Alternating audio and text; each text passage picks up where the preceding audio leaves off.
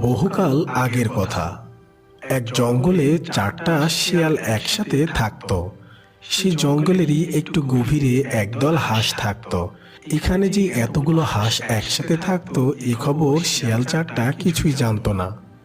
একদিন একটি হাঁস জঙ্গলের বাইরের দিকে চলে আসে, আর আসতেই সেই চার শিয়ালের সামনে পড়ে যায়।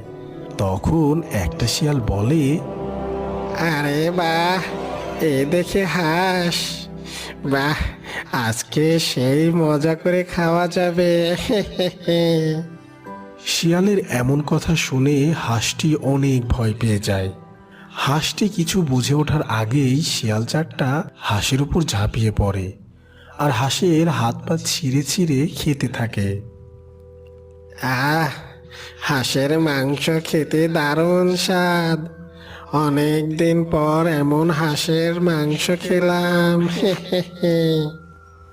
হ্যাঁ রে, তুই ঠিকই বলেছিস। এ জঙ্গলে যে হাঁস দেখাই যায় না, আজ হঠাৎ এদিকে হাঁস আসলো কই থেকে রে? তাই তো, এটা তো ভেবে দেখিনি। ওই দিক দিয়ে হাঁসটা এসেছে। চল, ওই দিকে গিয়ে খুঁজি, হয়তো ওইদিকে আরো হাঁস থাকতে পারে। এই কথা বলে সবাই হাঁস খুঁজতে চলে গেল।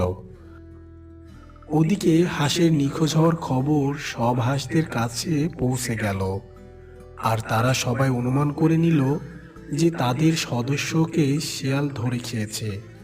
কেননা এই জঙ্গলে শিয়ালের উৎপাত অনেক বেশি।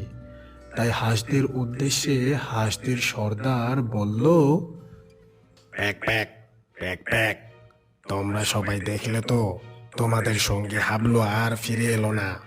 তোমাদের কত করে আমি নিষেধ করেছি আমাদের এই ডেরার বাইরে যেন না যাও, তাও তোমরা কোনো কথাই শোনো না আমার। এই জঙ্গলের সর্দার হিসেবে আমি আজ ঘোষণা করছি, আজ থেকে এই ডেরার বাইরে যাওয়া সম্পূর্ণ নিষেধ। আর যে আমার এই আদেশ অমান্য করে বাইরে যাবে, সে আর জীবনেও আমাদের ডেরায় ফিরে আসতে পারবে না। আর সেই সাথে আমাদের ডেরার সামনের ফটকে আমি দুজন পাহারাদার মোতায়েন করে দিচ্ছি। এই কথা বলে সর্দার হাঁস সেখান থেকে চলে যায়। আর এদিকে সব হাঁসরা অনেক চিন্তায় পড়ে যায়। আর তখন একটি হাঁস বলে, কি একটা আতঙ্কে দিন কাটাতে হবে এখন। ভয়ে ভয়ে দিন কাটানোর থেকে মরে যাওয়াই ভালো। হ্যাঁ, একদম ঠিক বলেছো তুমি। আমাদের মতো ছোট প্রাণের কোনো স্বাধীনতা নেই। বাঁচতে হলেও ভয়ে ভয়ে বাঁচতে হবে, আর না হলে শিয়ালের পেটে যেতে হবে। সব হাঁসের অনেক মন খারাপ হয়ে যায়, কারণ তাদের যে কিছুই করার নেই। অন্যদিকে চার শিয়াল একটি হরিণ ছানার পিছনে ধাওয়া করছিল। এ পুচকের পায়ে জোর কি রে? হ্যাঁ, আমরা তো ধরতেই পারছি না। এই পুচকে, দাঁড়া, দাঁড়া বলছি। এই ধরতে পারলে একদম কাঁচা চিবিয়ে খাবো তোরে। দাঁড়া, দাঁড়া বলছি।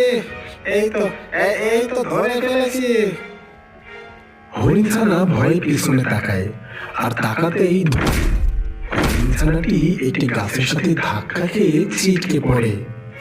আর তারপর আহ আহ মা মা হরিণ ছানাটির মাথায় লাগাতে ছানাটি অজ্ঞান হয়ে যায়। আর ততক্ষণে শিয়ালগুলোও সেখানে এসে হাজির হয়। শিয়ালগুলো এসে হাঁপাতে থাকে, কেননা অনেক দিন পর এমন দৌড়ানো হয়েছে। আহ আহ আহ, বেটা পুচকে, পায়ে কত জোর রে! ধরতে জীবনটা বের হয়ে গেছে। হ্যাঁ, একদম ঠিক বলেছিস। মনে থাকলে আর জীবনেও কোনোদিন হরিণের পিছু ছুটব না। হ্যাঁ।